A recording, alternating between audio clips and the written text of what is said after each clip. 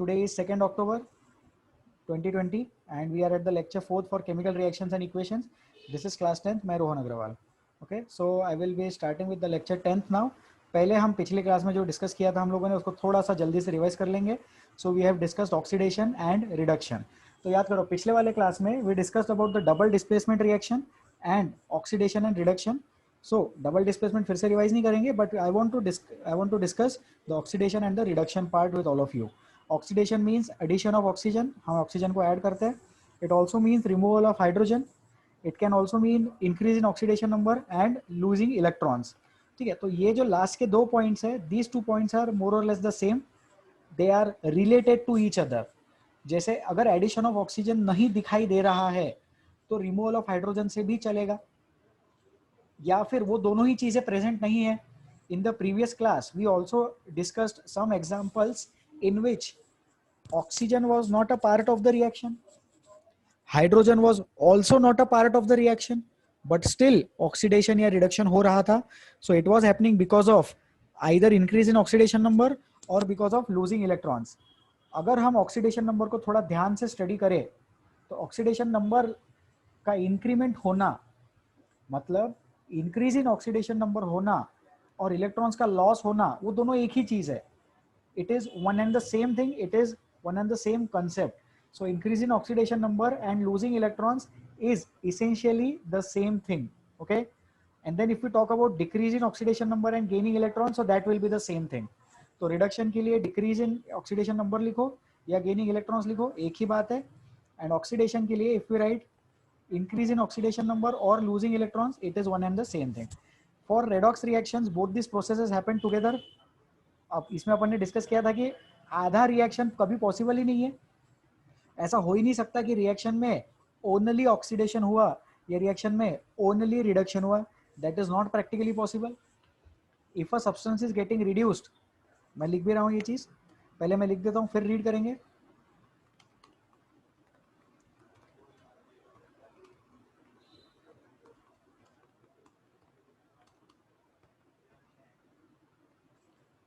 अगर कोई substance reduce हो रहा है तो उसको कोई ना कोई रिड्यूस कर रहा होगा, और वो जो कोई उसको रिड्यूस कर रहा है तो वो ऑक्सीडाइज हो रहा होगा.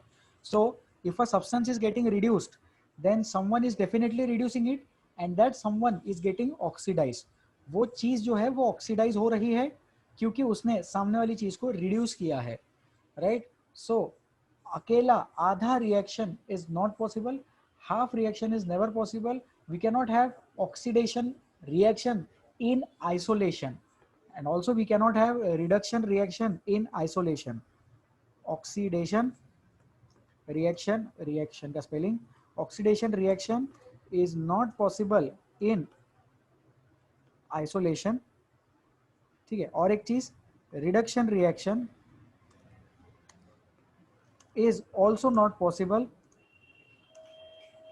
in isolation.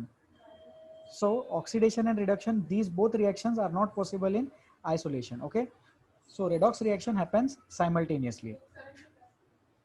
Okay, so now I will go to the next slide.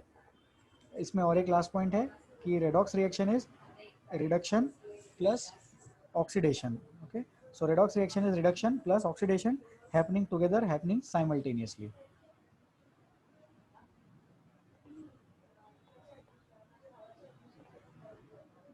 Okay, so these are some examples of oxidation reaction.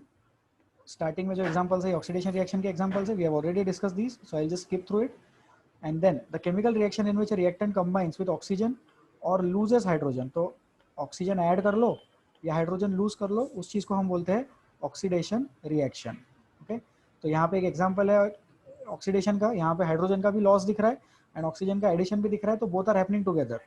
अगर एक चीज होता है तो भी चलेगा, दोनों चीजें साथ में होता है तो भी चलेगा. So this is an example of oxidation reaction. So this part also we have discussed. Okay,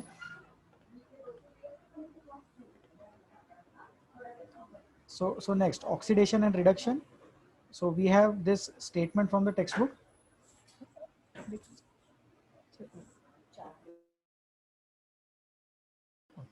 So oxidation and reduction, so Fe है, इधर Fe2 FeO है and इधर Fe2O3 है. ठीक है, तो यहाँ पे जो Fe है इसका ऑक्सीडेशन नंबर 0 है. So the oxidation number of Fe over here is 0, very easy, because वो मेटेलिक फॉर्म में है।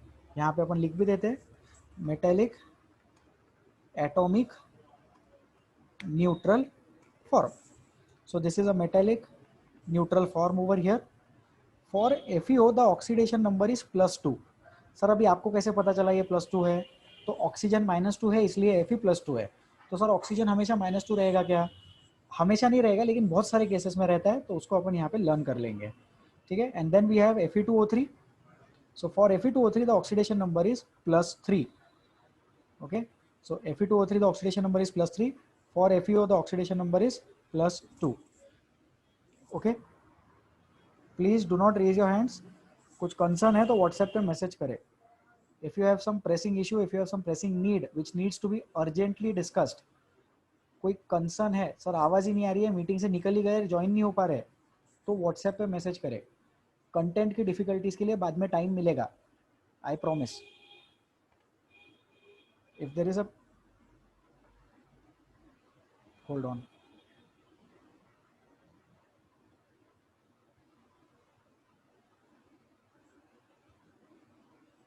okay, so I think we are back. Are we connected? Students, please raise your hands if you can hear me. Please raise your hands अगर मेरी आवाज सुनाई दे रही है। Yes, perfect, thank you so much. You can lower your hands. There was some network issue, I guess. You can, everyone please lower your hands. हाथ नीचे कर लो।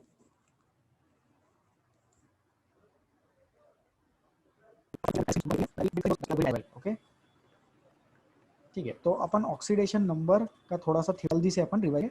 Neutral है के लिए ऑक्सीडेशन नंबर होता है 0, ठीक है। फिर कटायंस के लिए ऑक्सीडेशन नंबर होता है चार्ज के equal to the charge which is positive. For anions it is equal to the charge which is negative. Okay, तो कंपाउंड्स के लिए 0 हो गया, कटायंस के लिए चार्ज के इक्वल हो गया, अनायंस के लिए भी चार्ज के इक्वल हो गया। कंपाउंड्स के लिए 0 हो गया, मतलब वहां पे हम ओवरऑल कंपाउंड की बात कर रहे हैं। So there we are talking about the overall compound. So this is the theory of oxidation number, ठीक है। So this is about it. Okay, so now we have the redox reaction. ये जो example है ये एक proper redox reaction, sorry my bad. So ये जो reaction है this is a proper redox reaction. जैसे KMnO4 है, FeSO4 है, ये बना K2SO4 MnSO4 Fe2SO4 whole thrice H2O। तो इसमें हम ध्यान से देखें, इंपॉर्टेंट चीज क्या है। इंपॉर्टेंट चीज यहाँ पर है कि हम समझे कि इधर देखो, इधर Mn का ऑक्सीडेशन नंबर देखो, यहाँ पे Mn का ऑक्सीडेशन नंबर है +7। मान लो मेरी बात लर्न कर लेना, यहाँ पे Mn का oxidation number is +7।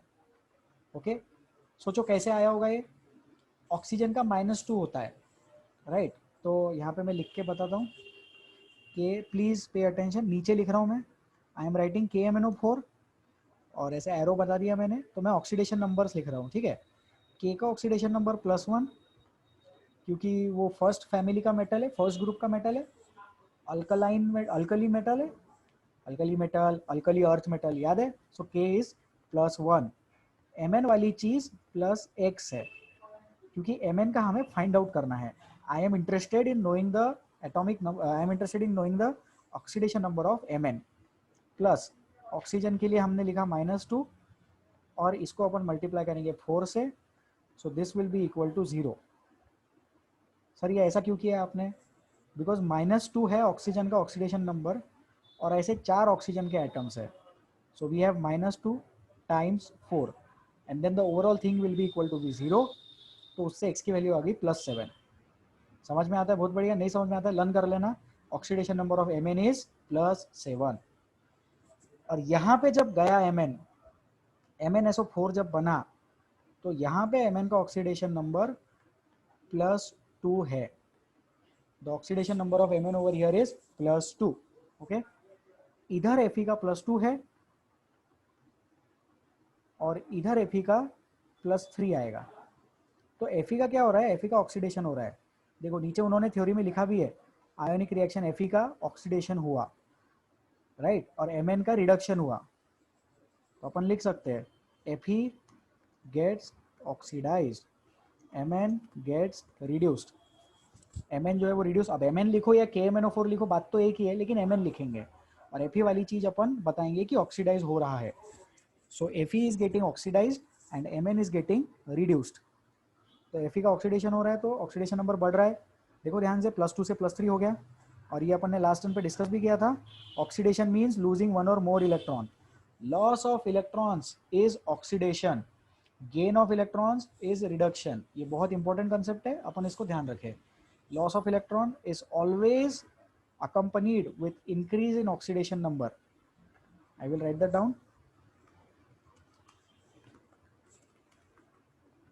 Loss of electrons is accompanied with increase in oxidation number always, and similarly gain of electrons will be accompanied with a decrease in oxidation number.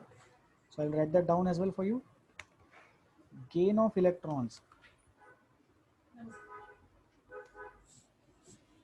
so gain of electrons is accompanied with decrease in oxidation number.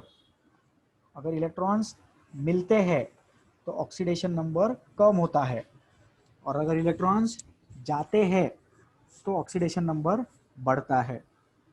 Okay, so now I will delete this part, just hold on. Okay, ठीक है, तो ये, हाँ okay, ठीक है। अब हम doubts लेंगे, I will be entertaining your doubts right now. तो I request you to send your difficulties on WhatsApp chats, personal message करें मुझे व्हाट्सएप पर। डाउट में आप सिर्फ ऑक्सीडेशन और रिडक्शन के डाउट्स पूछ सकते हैं। You can ask me the difficulties about oxidation and reduction and oxidation number. Send your difficulties on WhatsApp chats right now. हाँ, ये किसी का डाउट है, इनका नाम मुझे नहीं पता है, आई गेस वेदांत है ये। हाँ वेदांत है, तो वेदांत का डाउट है यहाँ पे, sir the oxidation number of element is same always. तो हर एलिमेंट का ऑक्सीडेशन नंबर सेम रहता है क्या? तो नहीं। जैसे इसी एग्जांपल में देख लो, लेफ्ट हैंड साइड में ये बड़ी सी रिएक्शन देखे अपन, इस बड़ी सी रिएक्शन में लेफ्ट हैंड साइड में Fe का +2 दिख रहा है और राइट हैंड साइड में Fe का +3 दिख रहा है। Okay, left hand side Fe is +2, right hand side Fe is +3। अगर Fe एलिमेंटल फॉर्म में रहेगा तो उसका 0 रहेगा। तो किसी भी एलिमेंट का एक अकेला ऑक्सीडेशन नंबर नहीं रहता है, it depends on the compound.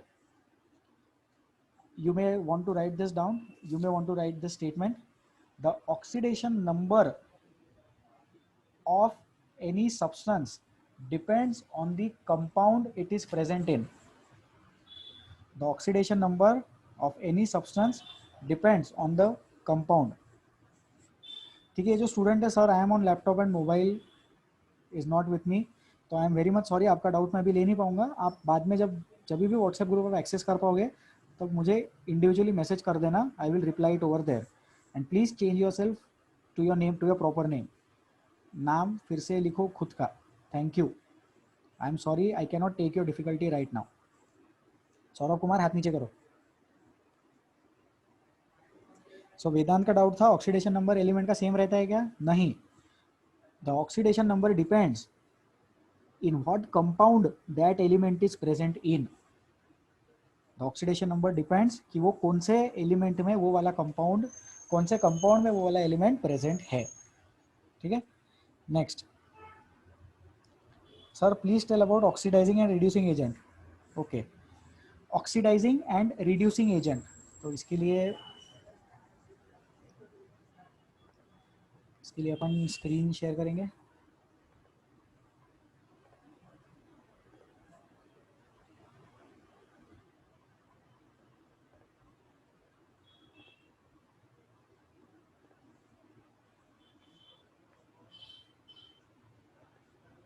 Okay, so we have oxidizing agent and बाजू में we have reducing agent. Okay, तो हमारे पास दो टाइप की चीज़ है, oxidising agent and reducing agent. बीच में एक लाइन ड्रॉ कर लिया अपन ने डिफरेंस बताने के लिए। ऑक्सीडाइजिंग एजेंट क्या करता है, oxidises the other, undergoes self reduction. और रिड्यूसिंग एजेंट क्या करेगा, reduces the other, undergoes self oxidation. जो रिड्यूसिंग एजेंट है वो सामने वाले को रिड्यूस करता है, मतलब वो खुद ऑक्सीडाइज होता है। सामने वाले को रिड्यूस करना मतलब इलेक्ट्रॉन प्रोवाइडर, वो इलेक्ट्रॉन देगा, donates electrons in order to reduce the other. और ये क्या करेगा, इलेक्ट्रॉन एक्सेप्टर है, ये इलेक्ट्रॉन एक्सेप्टर है। ये क्या करता है, ये accepts the electrons in order to oxidise the other. Other चीज़ को ऑक्सीडाइज करने के लिए ये इलेक्ट्रॉन्स एक्सेप्ट करता है। तो ऑक्सीडाइजिंग एजेंट और रिड्यूसिंग एजेंट दोनों साथ में काम करते हैं। ऑक्सीडाइजिंग एजेंट सामने वाले को ऑक्सीडाइज करता, और सामने वाला कौन, तो रिड्यूसिंग एजेंट। मतलब रिड्यूसिंग एजेंट खुद ऑक्सीडाइज हुआ और सामने वाले को ऑक्सीडाइज किया, खुद ऑक्सीडाइज हुआ और सामने वाले को रिड्यूस किया, और ऑक्सीडाइजिंग एजेंट ने सामने वाले को ऑक्सीडाइज किया और खुद रिड्यूस हुआ। दोनों पैरेलली चलते हैं लेकिन अपोजिट डायरेक्शन में है। और किसी भी रिएक्शन में अगर एक ऑक्सीडाइजिंग एजेंट है तो उसमें रिड्यूसिंग एजेंट होना ही चाहिए, आधी रिएक्शन नहीं होती। ठीक है, तो आई होप ये भी मैं एक्सप्लेन कर पाया हूँ डाउट। हाँ sir, can you please explain once again how you found the oxidation number in case of KMnO4। तो ये एक्सप्लेन करते हैं अपन यहाँ पे। हर्ष का डाउट है ये, हर्ष राइट। हाँ भाई, तो देखो हर्ष, KMnO4 है, Mn छोटा लिखने का, O लिखने का, और नीचे छोटा सा 4 लिखने का। ठीक है, अब क्या है ना कि मेरे को पता है कि यहाँ पे K जो है वो +1 है, तो यूजुअली K का ऑक्सीडेशन नंबर +1 ही रहने वाला है। सर क्यों, because K is a metal present in the first period, sorry first period नहीं, फर्स्ट ग्रुप। K जो है वो कौन सा मेटल है, अल्कली मेटल है। सो अल्कली मेटल्स का ऑक्सीडेशन नंबर हमेशा +1 ही रहता है। ठीक है, फिर तो और ऑक्सीजन का ऑक्सीडेशन नंबर यूजुअली -2 रहता है। The oxidation number of oxygen is like usually it is -2। जब नहीं रहेगा तब अपन देख लेंगे क्या होगा। ठीक है, तो अब ये KMnO4 अपने को लिखना है, तो यहाँ पे अपन लिखते हैं +1 प्लस Mn का फाइंड करना है। तो मैथ्स वालों ने सिखाया था, जो चीज़ नहीं पता है उसको लिख दो x, x is the variable, plus oxygen का कितना है, -2 है, और इसको कितने से मल्टीप्लाई करना है, 4 से मल्टीप्लाई करना है, क्योंकि 4 बार ऑक्सीजन है। और पूरे कंपाउंड का 0 लिख देते हैं। इसको सॉल्व करेंगे तो therefore x comes out to be, कितना आएगा, x +7 आ जाएगा। तो KMnO4 में x का ऑक्सीडेशन नंबर, KMnO4 में Mn का ऑक्सीडेशन नंबर +7 है। हर्ष आप व्हाट्सएप पे रिप्लाई करें, समझा क्या।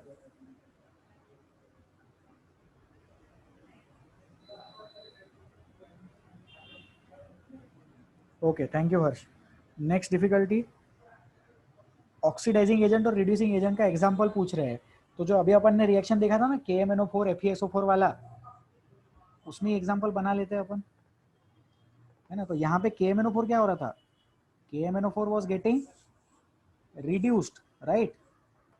तो KMnO4 was behaving as oxidizing agent, और यहाँ पे FeSO4 was getting oxidized, so FeSO4 was behaving as reducing agent. हो गया। लेकिन ये जो एग्जांपल है, ये एग्जांपल एक दूसरे के साथ में चलते, मतलब ऐसा मत समझना कि लाइक FeSO4 है तो पूरी दुनिया में हर जगह कभी भी रिएक्ट करेगा तो रिड्यूसिंग एजेंट रहेगा, नहीं। वो डिपेंड करता है रिएक्शन पे। जहां ऑक्सीडेशन नंबर चेंज हुआ, कम हुआ, तो खुद का रिडक्शन हुआ, मतलब ऑक्सीडाइजिंग एजेंट। बढ़ा तो मतलब खुद का ऑक्सीडेशन हुआ तो रिड्यूसिंग एजेंट। इसको समझ ले आप लोग पहले। ठीक है, ये जो कोई भी है, तेजस वाघ इनका नाम है यहाँ पे। ओके, थैंक यू तेजस। हाँ, दुनिया की हर एक रिएक्शन को एक तो ऑक्सीडेशन या फिर रिडक्शन में क्लासीफाई कर सकते हैं क्या, नहीं, भार्गवी का डाउट है, सब लोग सुने ध्यान से। डिफिकल्टी, दुनिया की हर कोई रिएक्शन जो है उसको ऑक्सीडेशन या रिडक्शन में क्लासिफाई कर सकते हैं क्या? तो नहीं, दुनिया में बहुत सी ऐसी रिएक्शंस है, अपन ये बोर्ड थोड़ा बढ़ाएंगे यहाँ पे, बहुत सी ऐसी रिएक्शंस है जो ऑक्सीडेशन भी नहीं है और रिडक्शन भी नहीं है। Famous example, neutralization reaction, H2O plus NaCl. Is this reaction is not redox reaction. ये जो रिएक्शन है ये रेडॉक्स रिएक्शन नहीं है, बिकॉज ऑक्सीडेशन नंबर ऑफ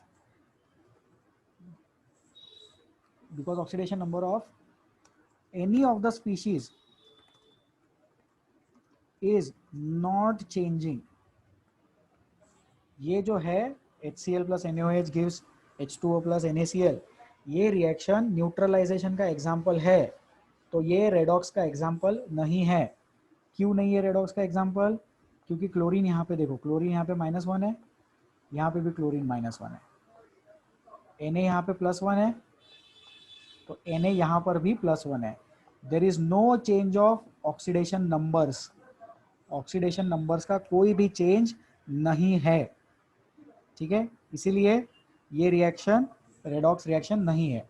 बाकी न्यूट्रलाइजेशन रिएक्शंस रेडॉक्स हो सकते, ये वाला नहीं है, क्योंकि ऑक्सीडेशन रिडक्शन नहीं हो रहा है यहाँ पे। Okay, Bhargavi please reply.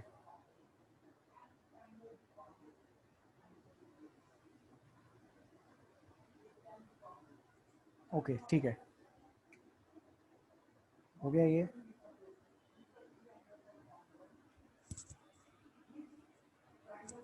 Students, please raise your hands who can see the screen clearly and who can hear my voice clearly. Please raise your hands if you can see me proper, if you can see the screen properly and if you can hear me properly. Please raise your hands, everyone who can see me properly. See me properly नहीं, see the screen properly and hear me properly. Please आलस मत करो हाथ उठाने में, button ही दबाना है उस पर। Okay thank you, please lower your hands.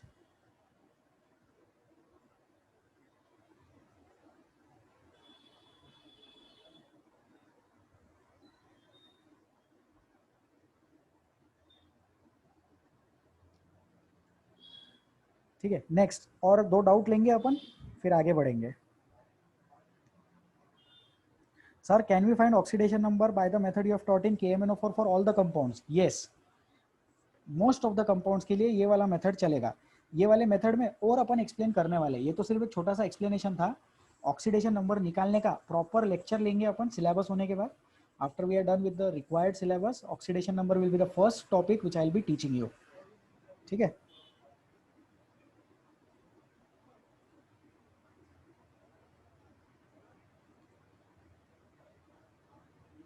Okay तो किसी ने पूछा है SO4 2- के बारे में, पराग ने डाउट पूछा है, उन्होंने SO4 2- लिखा है और उसमें बोला है कि इसका ऑक्सीडेशन नंबर कितना रहेगा। तो ऑब्वियसली इसका ऑक्सीडेशन नंबर -2 रहेगा, ऑक्सीडेशन नंबर इज -2। क्यों सर? अभी तो आपने बोला जो भी कंपाउंड रहेंगे उनका 0 लिखना, तो बोला ना कंपाउंड्स का 0 लिखना, लेकिन SO4 2- कंपाउंड थोड़ी है ना। SO4 2- क्या है? सल्फेट है।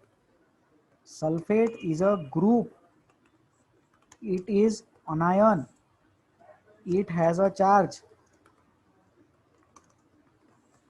Compounds do not have a charge, they are neutral.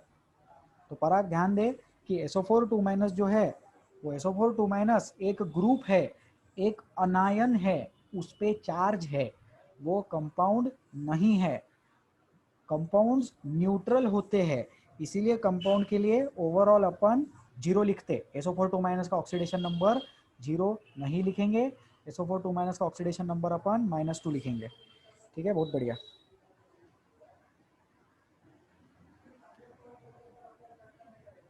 Carbon plus O2 what is getting reduced? हाँ ठीक है, किनका डाउट है ये?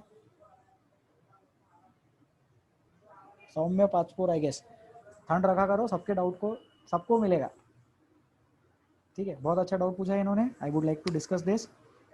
C+O2 सॉरी गिव्स CO2, बराबर। C+O2 gives CO2।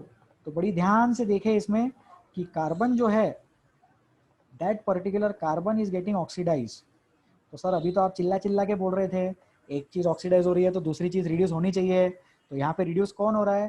तो ध्यान से देखो, ऑक्सीजन इज गेटिंग रिड्यूस्ड।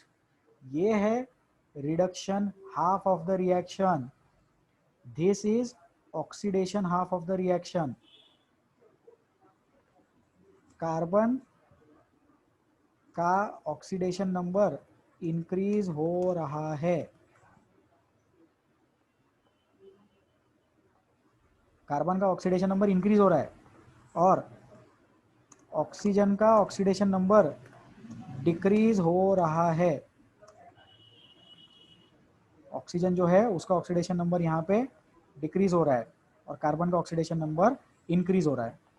यहाँ पे ऑक्सीजन का 0 है ऑक्सीडेशन नंबर और यहाँ पे -2 है। कार्बन का यहाँ पे 0 है और यहाँ पे +4 है। पढ़ाएंगे ये चीज़ फ्यूचर में, लेकिन तब तक सर फ्यूचर में पढ़ाएंगे तो अभी क्यों बता रहे हो? अभी याद रखने के लिए बता रहा हूँ ताकि जब फ्यूचर में पढ़ाए तो ऐसा लगे कि देखा देखा सा है।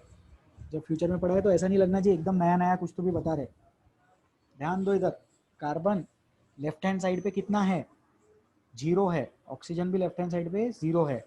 जब वो प्रोडक्ट बना तो कार्बन का हुआ ऑक्सीडेशन, उसका +4 हो गया, और ऑक्सीजन का हुआ रिडक्शन, उसका -2 हो गया ऑक्सीडेशन नंबर। ठीक है।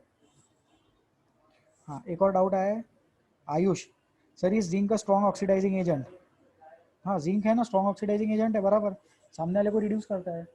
ऑक्सीडाइजिंग एजेंट सामने वाले को, जिंक रिड्यूसिंग एजेंट है क्या? नहीं, जिंक तो ऑक्सीडाइजिंग एजेंट है, वो इलेक्ट्रॉन देगा ना खुद। मेटल्स है ना वो, मेटल्स आर इलेक्ट्रॉन डोनर्स।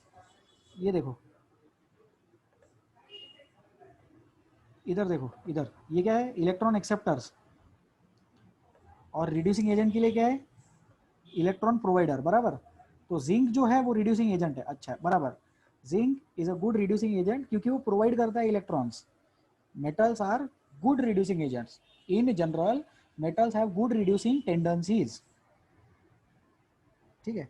और भी कुछ पूछा है आयुष ने, लेकिन ये बहुत टॉपिक से अलग है तो अपन इस पर एंटरटेन नहीं करेंगे अभी इस चीज़ को। Sir I am disconnected due to network issue.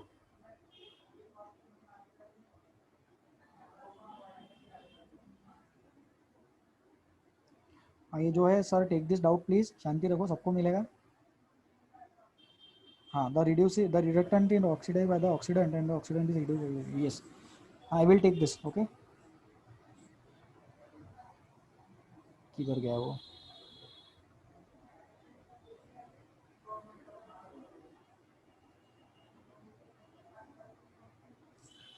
ठीक, I take one more page.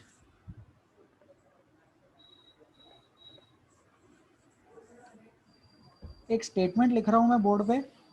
मैं चाहता हूँ कि सब स्टूडेंट्स ये स्टेटमेंट अपने नोटबुक में लिखे।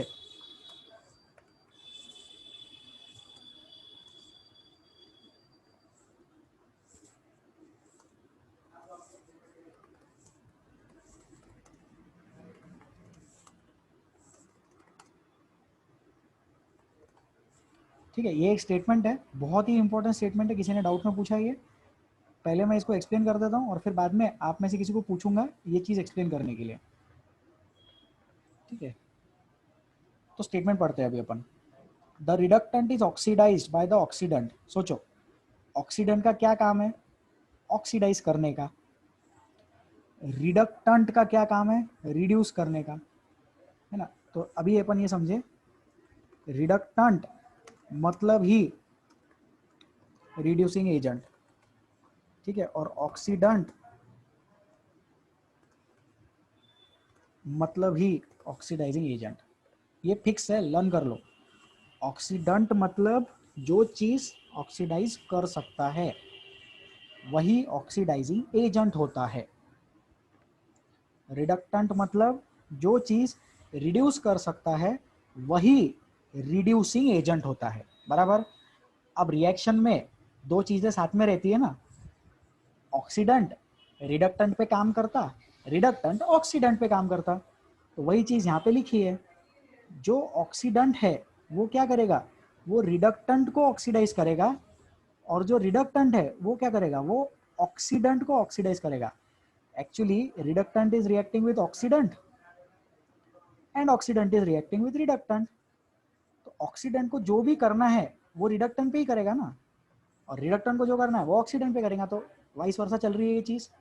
तो ऑक्सीडेंट क्या करेगा, ऑक्सीडाइज करेगा रिडक्टेंट को, और रिडक्टेंट क्या करेगा, रिड्यूस करेगा ऑक्सीडेंट को. सिंपल है. रिप्लाई करो जो भी है ये. ये कौन है, ये शायद सिद्धांत है, ये सिद्धांत पास्ता पूरे है शायद. रिप्लाई करिए सर.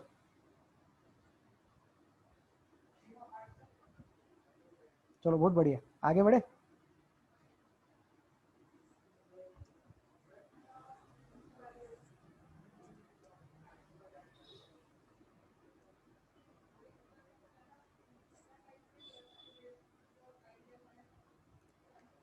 ठीक है. So I think this is sufficient now. बहुत सारे डाउट्स हो गए क्लियर. जो बच गया है अपन बाद में कर लेंगे. Sir please explain this statement again. चलो फिर से एक बार. कौन है ये, शायद पता नहीं, गौरी नाम लिखा है. अगर गौरी जी है तो सुनिए. ऑक्सीडेंट का क्या काम है, ऑक्सीडाइज करने का काम है. शांति से सोचो. ऑक्सीडेंट क्या करता, ऑक्सीडाइज करता. रिडक्टेंट क्या करता, रिड्यूस करता. बराबर है. अब दो चीजें हैं अपने पास है. ए रिएक्ट करता है बी के साथ. तो अगर ए और बी का रिएक्शन हो रहा है तो जाहिर सी बात है अपन ऐसे ही बोलते हैं ना, A reacts with B and B reacts with A. Simple. A reacts with B and B reacts with A, यही बोलते हैं अपन. बराबर. तो ए जो कुछ भी करेगा वो बी पे करेगा, और बी जो कुछ भी करेगा वो ए पे करेगा. तो ऑक्सीडेंट ऑक्सीडाइज करता है, लेकिन किसको, रिडक्टेंट को. और रिडक्टेंट रिड्यूस करता है, किसको, तो ऑक्सीडेंट को. ठीक है. तो रिप्लाई करो. गौरी जी प्लीज रिप्लाई करिए कि आपको समझा क्या.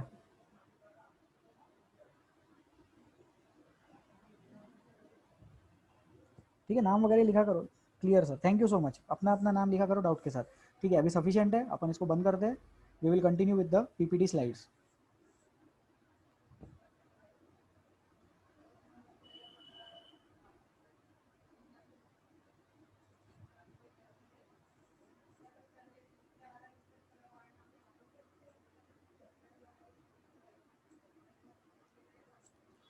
ठीक है. So this is about reduction and oxidation. So this is redox reactions. Anish हाथ नीचे करो, sorry. Let's move ahead now. Okay. So ये स्लाइड भी हमने डिस्कस कर लिया था. CO है, उसमें से देखो ऑक्सीजन जा रहा है तो उसका रिडक्शन हुआ. हाइड्रोजन है, उसका ऑक्सीडेशन हुआ, है ना. जिंक में देखो इधर ZNO का रिडक्शन हो रहा है. ये चीज़ क्या हो रही है, ये चीज़ रिड्यूस हो रही है. ये चीज़ क्या हो रही है, ये चीज़ ऑक्सीडाइज हो रही है. इसको ऑक्सीजन मिला, इससे ऑक्सीजन गया, इससे गया ऑक्सीजन, कार्बन को ऑक्सीजन मिला. बराबर. MnO2 से MnCl2 बना, ऑक्सीजन गया. Cl देखो, Cl ध्यान से देखो. Cl यहाँ पे Cl -1 है, और इधर से जब Cl इधर गए तो यहाँ पे Cl 0 बन गया. तो Cl is getting oxidize in this case. Okay. अब डाउट्स बाद में, सॉरी. सो HCl से Cl2 बना, -1 से अपन 0 पे गए. और MnO2 में तो वो जो मेथड बताया था ना ऑक्सीडेशन नंबर रिडक्शन नंबर सिखाने का, तो उसको अपन एक बार देख लेते हैं. तो MnO2 में समझो क्या करना है अपने को. Mn का फाइंड आउट करना है तो उसका लिखने का x प्लस ऑक्सीजन का कितना रहता है, ऑक्सीजन का रहता है -2. ऐसे कितना ऑक्सीजन है अपने पास में, 2 इज इक्वल टू 0. तो x का वैल्यू कितना आएगा, x का वैल्यू आएगा 4 + 4. ठीक है भाई. अगला देखते हैं. MnCl2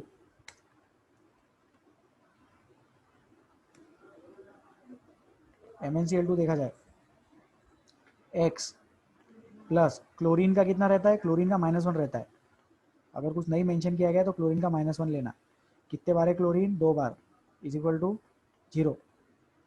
तो x की वैल्यू कितनी आ गई, x की वैल्यू आ गई +2. तो Mn is getting reduced and HCl minus chlorine is basically getting oxidized. Okay, so chlorine is getting oxidized and Mn is getting reduced in this case. Okay, okay, so next, so now we will discuss about the rate of the reactions. So reaction की rate, speed of reaction is the rate of the reaction. Okay, and speed, for defining speed is actually anything per unit time. So the concept of speed or the concept of rate is any particular quantity. अब जैसे वो quantity अगर x है तो उसको हमने time से divide कर दिया, so we get that as the rate. तो यहाँ पे हम reactions की बात कर रहे हैं. So for the reactions also there will be a particular definition for the rate. It will be the speed of conversion of reactants into products, right? तो conversion of reactants into products, this is the rate of the reaction. मतलब rate of conversion of reactant into product is the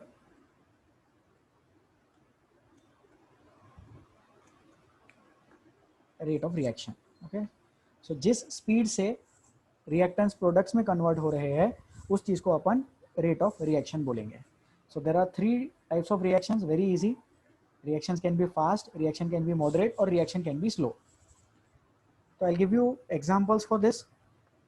ठीक है, तो जैसे fast reaction, neutralization is an example of fast reaction. And now I want all of you to write this down. मैं चाहता हूँ कि ये आप लोग अपने नोटबुक में लिखे, खुद के पास में होना चाहिए. फास्ट रिएक्शन का एग्जांपल न्यूट्रलाइजेशन है. एकदम से हो गया, सोचो कुछ भी टाइम नहीं लगा, जैसे ही एसिड और बेस एक दूसरे के कांटेक्ट में आए, within a fraction of seconds reaction खत्म हो गया, रिएक्शन प्रोसीड कर गया. So these are examples of fast reactions. Neutralization, acid plus base reaction. ठीक है, then we have moderate reactions. So moderate reactions basically जैसे अमोनिया का formation, nitrogen plus hydrogen gives ammonia. या फिर आप लोगों को एक फेमस रिएक्शन पता है, फोटोसिंथेसिस. तो photosynthesis can also be considered as a moderately rated reaction. उसका रेट बहुत ज्यादा नहीं, एकदम से नहीं हो जाता फोटोसिंथेसिस, लेकिन बहुत समय भी नहीं लगता. और स्लो रिएक्शन है rusting of iron. Rusting of iron, महीनों लग जाते हैं आयरन को रस्ट लगने के लिए. अगर आप लोगों ने 9th क्लास में वो एक्सपेरिमेंट के बारे में सुना है जिसमें अपन नेल लेते हैं, आयरन का एक खीला लेते हैं, उसको पानी में रखते हैं, ऑक्सीजन के कांटेक्ट में रखते हैं, तो वो चीज़ को भी 2-3 दिन लग जाते हैं. 2-3 दिन, महीना भर भी लग जाता है उस आयरन को रस्ट करने के लिए. So therefore that is an example of slow reaction. Now please understand over here that the rate of reaction means the rate of conversion of reactants into products. Reactant में product के conversion को अपन rate of reaction बोले. कितने जल्दी reactant convert हो गए या कितना समय लगा रिएक्टेंट को कन्वर्ट होने के लिए. So that is about the rate of reactions. Okay, तो इसमें कुछ फैक्टर्स होते हैं, कुछ पैरामीटर्स होते हैं जो डिफाइन करते हैं रेट ऑफ रिएक्शन को. तो अपन अभी वो फैक्टर्स देखेंगे. So the first factor is nature of the reactants, reactivity या एसिड बेस कैरेक्टर. अभी सोचो, if you have a strong acid and a strong base, we can expect the reaction to be fast as compared to a reaction between weak acid and a weak base. अब ये जो orange colour में, yellowish colour में जो मैंने statement लिखा है, जरूरी नहीं कि ये स्टेटमेंट सही हो कंसेप्ट वाइज, इसीलिए ध्यान से देखो मैंने क्या लिखा है इसमें, वी कैन एक्सपेक्ट लिखा है. So I am trying to explain, weak वाली चीजें धीरे धीरे रिएक्ट कर सकती, स्ट्रॉन्ग वाली चीजें जल्दी जल्दी रिएक्ट करेंगी. weak things will react slowly and strong things will react very fast. So वहां पे कंसेप्ट आ गया रिएक्टिविटी का और एसिड बेस कैरेक्टर का. So nature of the reactants पे रिएक्शन का रेट डिपेंड करता है. The rate of the reaction depends on the nature of the reactants. ज्यादा रिएक्टिव चीजें जल्दी रिएक्ट करेंगी, कम रिएक्टिव चीजें रिएक्ट करेंगी लेकिन धीरे धीरे करेंगी. ज्यादा टाइम लगेगा वो रिएक्शन को प्रोसीड करवाने के लिए. मैंने ये नहीं बोला कि कम प्रोडक्ट बनेगा, प्रोडक्ट उतना ही बनेगा लेकिन धीरे धीरे बनेगा. जो प्रोसेस को 2 घंटे लग रहे थे उसको शायद 3 घंटे लगेंगे, डिपेंडिंग ऑन द रिएक्टिविटी, और we can say depending on the nature of the reactants. Okay, so next point, size of the particles of the reactants. Very easy, directly proportional. Direct proportionality पता ही होगा सब लोगों को. अपन ऐसा लिखते हैं A directly proportional to B. A is directly proportional to B, मतलब बी बढ़ेगा तो ए बढ़ेगा, राइट. तो साइज ऑफ द पार्टिकल्स का भी कुछ ऐसे ही है. जितने ज्यादा साइज होगा, जितना ज्यादा साइज होगा उतना रेट ऑफ द रिएक्शन कम होगा. तो एक्चुअली वो इनवर्स प्रोपोर्शनलिटी आना चाहिए था, ठीक है, लेकिन अपन इसको अच्छे से कर लेंगे एडिट. यहाँ पे अपन साइज की जगह लिख देंगे सरफेस एरिया. अब बेटर हो गया, ठीक है. तो इससे आपको ये भी पता चल रहा होगा कि स्लाइड्स मैंने खुद से बनाई है, बिकॉज इसमें कुछ गलतियां भी है, राइट. कहीं से उठाई नहीं है स्लाइड्स. सो सरफेस एरिया जो है, मतलब टेक्स्ट बुक से डायरेक्टली कॉपी नहीं किया, that's what I wanted to tell. Surface area अगर ज़्यादा रहेगा तो रेट ऑफ द रिएक्शन भी ज़्यादा रहेगा. सोचो, more is the exposed area, more is the area for which can take part in the reaction. Crushed sugar water में जल्दी डिजोल्व होता, and non crushed sugar, normal वाला शुगर, धीरे धीरे डिजोल्व होता. So there the role of surface area is into picture. More is the surface area, more will be the rate of the reaction, more will be the speed of the reaction. Size के वो चीज inversely proportional आ जाएगा, ठीक है. Next point, concentration of the reactants directly proportional usually. Sir अब आपने यहाँ पे यूजुअली क्यों लिख दिया? क्योंकि 11th में अपन एक कंसेप्ट पढ़ते हैं केमिकल काइनेटिक, बहुत अच्छा चैप्टर है, बहुत मजा आता है उसमें. उस टॉपिक में हम देखते हैं कि कुछ रिएक्शंस ऐसी रहती है जो कॉन्सेंट्रेशन पे डिपेंड ही नहीं करती. कितना भी कॉन्सेंट्रेशन ले आओ वो अपनी ही स्पीड से चलती रहेगी reaction. So those things are present in some reactions and therefore we have written the word usually. और concentration के generally directly proportional रहेगा. More is the concentration, more will be the rate. This is like a general observation. समझने में भी easy है. अगर ज़्यादा reactant रहेगा तो जल्दी जल्दी react करेगा, बराबर. Then temperature. Temperature can be directly और inversely proportional. तो यहाँ पे concept आता है एंडोथर्मिक और एक्सोथर्मिक का. इस पे हमने बहुत अच्छा डिस्कशन कर लिया है पिछले 1-2 लेक्चर्स में. So you know about temperature dependency on the rate of the reaction. अगर एक्सोथर्मिक है तो टेम्परेचर कम करो तो रेट बढ़ेगा, एंडोथर्मिक है तो टेम्परेचर बढ़ाओ तो रेट बढ़ेगा. Okay, and then the last point is presence of catalyst. Catalyst से rate of the reaction increase होता है. कैटलिस्ट का वो डेफिनेशन ही है, आप लोगों को पता होगा. And there is one more information for you. Negative catalyst is called as inhibitor. Negative catalyst को अपन इनहिबिटर बोलते हैं, जो रिएक्शन के रेट को डिक्रीज करता है. Inhibitor decreases the rate of the reaction. Inhibitor क्या करता है? रेट ऑफ द रिएक्शन को डिक्रीज करता है. कुछ रिएक्शंस ऐसी होती है जिसमें हम चाहते हैं कि रेट कम हो, फॉर एग्जांपल न्यूक्लियर रिएक्शंस, या फिर अपन ने देखा ना fast, slow and medium reactions. तो उसमें जो फास्ट रिएक्शंस है, अगर हम चाहते हैं कि उसको कम स्पीड से रन कराए, so then we use inhibitors in that condition. We use inhibitors in that condition. Okay, so this is about rate of the reaction and factors affecting the rate of the reaction. Now I invite your difficulties. I'll take some 5 or 6 doubts only regarding to the factors affecting the rate. Doubts हाथ उठा के नहीं, WhatsApp पे send your messages, send your WhatsApp messages only related to rate of the reactions and factors affecting the rate of the reaction.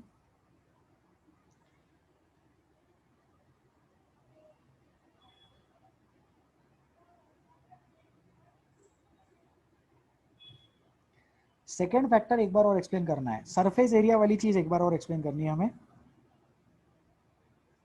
पता नहीं कौन है, नाम लिखा करो प्लीज। ठीक है, सो सेकेंड फैक्टर है surface area of the particles. सोचो, क्रश्ड शुगर है, पिसी हुई शक्कर है, वो जल्दी डिसॉल्व होती, खड़ी शक्कर जो है वो धीरे धीरे डिसॉल्व होती। क्यों? क्योंकि कम सरफेस एरिया मिला। Rate of evaporation depends on surface area. कपड़े जब सुखाते तो पूरे खुले करके कपड़े सुखाते, चाय जब पीते तो कप में से बशी में निकाल के पीते ताकि जल्दी ठंडी हो जाए। ठीक है, आप लोग घर में उसको सॉसर भी बोलते होंगे। So the concept over here is surface area. More is the surface area, more will be the availability of particles. Reactants की जितनी ज्यादा अवेलेबिलिटी होगी उतना ज्यादा रेट ऑफ द रिएक्शन होगा। So more is the surface area, more will be the rate of reaction. Okay, ठीक है sir, how exactly a catalyst speeds up a reaction by not taking part in it? तो catalyst क्या करता है Anish? Yes, अपन ने metallurgy में कुछ concept देखा था जिसमें हमने देखा था कि एल्यूमिनियम का एक्सट्रैक्शन करते वक्त उसमें दो एक्स्ट्रा चीज़ें डालते हैं जिससे मेल्टिंग पॉइंट कम हो जाता है। तो अगर हमें चीज़ों को मेल्ट करना है तो उसमें कैसे अपन दो चीज़ें डाल रहे थे, तो वहाँ पे मेल्टिंग पॉइंट कम हो रहा था। ठीक है, तो वहाँ पे एक कंसेप्ट होता है, मैं शॉर्ट में इधर एक्सप्लेन कर देता हूँ, प्लीज़ पे अटेंशन। ये जैसे रिएक्शन का कर्व है, अब ये थोड़ा डिफिकल्ट है समझने के लिए बट ट्राई करो, समझ में आ जाएगा, इतना भी डिफिकल्ट नहीं है। So this is the reaction curve. Imagine that this is the reactant side and this is the product side. तो जब भी कोई रिएक्शन होती है तो ऐसे ऐसे उसका कर्व बनता है। ठीक है, ये एनर्जी है ऑन दी वाई एक्सिस, और इस ग्राफ में एक्स एक्सिस पे कुछ नहीं है, मतलब एक्स एक्सिस पे टाइम ले सकते हैं। ठीक है, जैसे अपन ने शुरू में रिएक्टेंट लिया, थोड़े समय तक रिएक्शन रन कराई, तो क्या होता है कि रिएक्शन की पहले एनर्जी बढ़ती है, एक पर्टिकुलर पॉइंट तक वो एनर्जी जाती है और फिर उसके बाद में वो एनर्जी कम होती है और फिर प्रोडक्ट बनता है। ओके, तो कैटलिस्ट क्या करता है, रिएक्शन को स्पीड अप करता है कुछ इस तरह से। वो जो रिएक्शन का एनर्जी का रिक्वायरमेंट है वो कम कर देता है। तो जैसे किसी चीज को इग्निशन टेम्परेचर 30 लग रहा होगा तो कैटलिस्ट की वजह से 20 लगता है।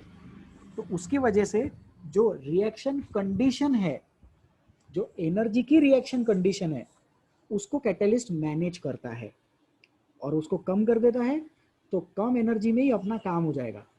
तो therefore it speeds up the reaction without taking part in the reaction.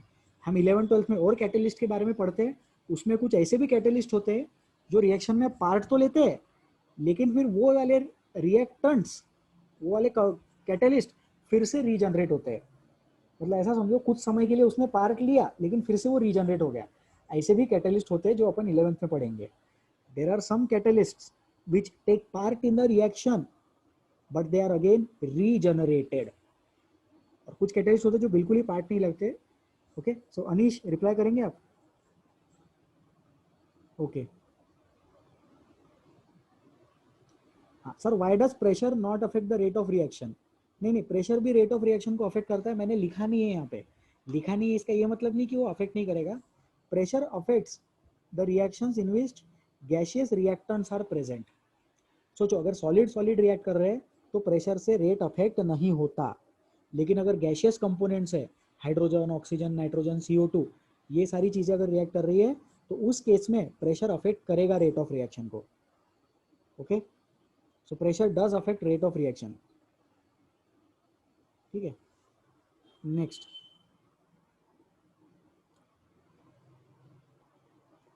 Sir, negative catalyst reduces the rate of nuclear reaction up to what extent?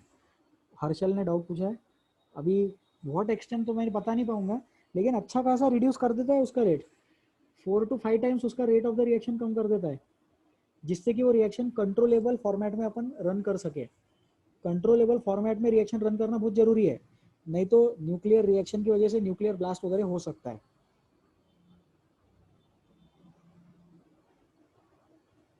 ठीक है, आर्यन पूछ रहे हैं sir what is rate law, sir ऐसा कुछ है क्या, तो कैलकुलेट कैसे करते, sir in this case same factors are applicable और नॉट। हाँ, तो रेट लॉ जो कंसेप्ट है वो 11th में पढ़ते हैं।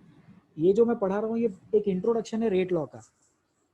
तो रेट लॉ में हम रेट ऑफ द रिएक्शन को कॉन्सेंट्रेशन से रिलेट करते हैं। तो आर्यन मैं आपको बताना चाहूँगा कि रेट लॉ में rate of the reaction is related to the concentration. बाकी के कोई फैक्टर में हमारा इंटरेस्ट नहीं है, हमारा इंटरेस्ट कॉन्सेंट्रेशन वाले फैक्टर में होता है, और कॉन्सेंट्रेशन से रिएक्शन का रेट कैसे अफेक्ट होता है वो चीज़ पढ़ाई जाती है रेट लॉ में। बाकी लोग भी याद रखें, 11th में ये चीज़ आएगी या 12th में आएगी, rate law, relation of concentration of the reactants to the rate of the reaction। concentration का relation rate of the reaction के साथ में, उसी को बोलते हैं रेट लॉ। ठीक है,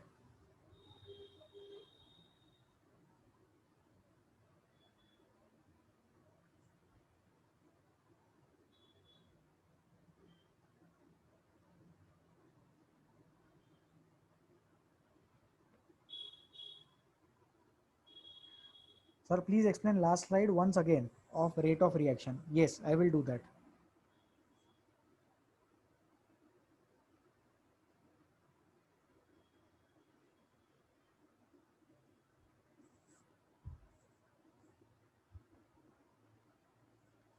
ठीक है, रेट ऑफ रिएक्शन वाली स्लाइड देखें।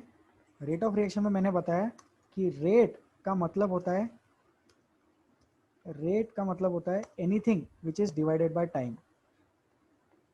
कोई भी क्वांटिटी है तो उसको अगर अपन टाइम से डिवाइड कर दे तो वो बन जाएगा रेट। जैसे डिस्टेंस कवर्ड कितने समय में, वो हो जाता है स्पीड। ओके, कितना रिएक्शन प्रोसीड हुआ वो हो जाएगा rate of the reaction. Rate of studying, कितने पेजेस रीड कर लिए, कितने क्वेश्चन सॉल्व कर लिए, कितने वीडियो लेक्चर्स देख लिए, that can be the rate of studying you can say. ठीक है, तो rate of reaction, rate of reaction is the rate of conversion of reactants into products. कितनी स्पीड से, कितनी गति से रिएक्टेंट्स जो है वो प्रोडक्ट्स में कन्वर्ट हो रहे हैं, उसको बोलते हैं रेट ऑफ द रिएक्शन। तीन टाइप में अपन रेट ऑफ रिएक्शन को डिफाइन कर सकते हैं, fast reaction, moderate reaction and slow reactions. Slow reaction जैसे रस्टिंग, मॉडरेट रिएक्शन जैसे फोटोसिंथेसिस, एंड फास्ट रिएक्शन जैसे neutralization, acid plus base give salt plus water. एकदम से हो गया, जैसे ही एसिड और बेस वाटर, जैसे ही एसिड और बेस एक दूसरे के कांटेक्ट में आ गया, रिएक्ट कर गया, तो उसको बोलेंगे fast reaction. Okay, then we have moderate reactions. Moderate reactions में सोच लो कि जैसे 2-3 दिन टाइम लग गया, धीरे धीरे रिएक्शन हो रही है। स्लो रिएक्शन में महीने लग गए। Okay, so this is the concept of rate of reaction. Rate depends on many factors. ये वो फैक्टर्स है जो हम अभी अगले स्लाइड में हमने देख चुके हैं, है ना, अपन पीछे है स्लाइड में, right. Out of these factors concentration is the most important factor. Concentration जो है वो सबसे ज्यादा इंपॉर्टेंट फैक्टर है। तो कॉन्सेंट्रेशन को स्टडी करने के लिए एक कंसेप्ट होता है जो आर्यन ने डाउट पूछा, उसको बोलते हैं rate law. So rate law हमें बताता है relation of concentration to the rate of the reaction. Concentration का relation rate of the reaction के साथ, ये हमें रेट लॉ बताता है। सर आर देयर एनी, हाँ ठीक है, ये डाउट हो गया। Are there some time slots for fast, slow and moderate reaction. ऐसा कोई हार्ड एंड फास्ट रूल नहीं है, कोई लक्ष्मण रेखा नहीं है कि इसके, इससे जल्दी हो गई तो फास्ट, इससे स्लो हो गई तो स्लो। एक जस्ट जनरल आइडिया है ये। कोई ऐसे टाइम स्लॉट्स नहीं है कि 10 सेकंड में रिएक्शन हो गई तो फास्ट बोलना और 11 सेकंड में हो गई तो मॉडरेट बोलना। ये सिर्फ एक्सप्लेन करने के लिए, बात करने के लिए हम डिफाइन करते हैं। और एक चीज आप यहाँ पे समझे कि रेट ऑफ रिएक्शन जो है ये खुद अपने आप में एक रिलेटिव टर्म है ना। जैसे rusting is slower then photosynthesis, but photosynthesis is faster than rusting, वैसा सोचो। तो कोई टाइम स्लॉट्स नहीं है ऐसे हार्ड एंड फास्ट। ठीक है, हाँ हाँ, ये एक बहुत अच्छा डाउट आया है यहाँ पे, पता नहीं कौन है, नाम बताएंगे। व्हाट्सएप पे नाम नितिन कावरे 420 लिखा है, sorry Nitin Kaware 410, I am very sorry. ठीक है, I read out the difficulty. Is there any reaction in which reactant speeds of the reaction. सोचो, बहुत अच्छा कंसेप्ट है, बहुत अच्छा डाउट पूछ रहे हैं यहाँ पे। इनडायरेक्टली रिएक्टेंट खुद ही कैटेलिस्ट अगर है, देवाशीष कावरे, ओके, देव कावरे, ऐसा कभी हो सकता है क्या कि रिएक्टेंट खुद ही कैटेलिस्ट बन जाए? तो पहली बात तो ये पॉसिबल ही नहीं है, क्योंकि कैटेलिस्ट मतलब उसने रिएक्शन में पार्ट नहीं लेना चाहिए, या अगर पार्ट ले भी ले तो रीगेन होना चाहिए। तो अगर वो रिएक्टेंट है तो वो कैटेलिस्ट कभी हो नहीं सकता। हाँ, फिर ऐसी कोई रिएक्शन है क्या जिसमें रिएक्टेंट खुद ही रिएक्शन को स्पीड अप करता है? तो उसी चीज को हम कॉन्सेंट्रेशन बोलते हैं।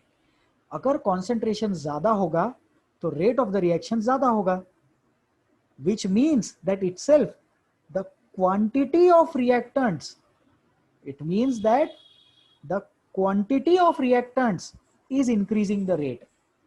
तो रिएक्टेंट खुद ही रिएक्शन को स्पीड अप कर रहा है, लेकिन उस चीज को हम कैटलिस्ट नहीं बोलेंगे, क्योंकि वो रिएक्टेंट रिएक्शन में पार्ट ले रहा है, प्रोडक्ट बना रहा है। देव, आप रिप्लाई करेंगे प्लीज? एक बहुत अच्छा डाउट था ये, आई होप सब लोगों को समझ में आया होगा। आई एम वेरी मच सॉरी कि हम लोगों को वन वे कम्युनिकेशन करना पड़ रहा है because of some reasons. So reactant खुद अगर रिएक्ट करे तो वो कैटेलिस्ट नहीं बन सकता, लेकिन अगर ज्यादा रिएक्टेंट होगा तो रिएक्शन का रेट ज्यादा होगा, क्योंकि कॉन्सेंट्रेशन पे डिपेंड कर रहा है। Usually if the concentration increases then the rate of reaction also increases. Usually if the rate of the reaction increase, if the concentration increases, the rate of the reaction also increases. Okay sir, reaction fast कैसे करते? तेजस पूछ रहे हैं कि reaction को हम fast कैसे करें। तो अगर एक्सोथर्मिक रिएक्शन है तो टेम्परेचर कम करके फास्ट कर सकते। ठंडे रीजन में एक्सोथर्मिक जल्दी जल्दी होएगा। यदि एंडोथर्मिक रिएक्शन है तो एंडोथर्मिक रिएक्शन को हम we can increase the rate by increasing the temperature, we can increase the rate by increasing the concentration। तो उससे हम रेट बढ़ा सकते हैं। ठीक है, जैसे रस्टिंग ऑफ आयरन को, अगर खिड़की का आयरन है तो बारिश में 3 महीने में खराब होगा, उसको पानी में रखेंगे, सॉल्टी वाटर में रखेंगे, ऑक्सीजन के कांटेक्ट में रखेंगे तो जल्दी रस्ट होगा। तो उससे हम रेट ऑफ द रिएक्शन बढ़ा सकते हैं। सर, और एक डाउट है sir, quantity of reactants affects, ये अच्छा है, ये अच्छा है।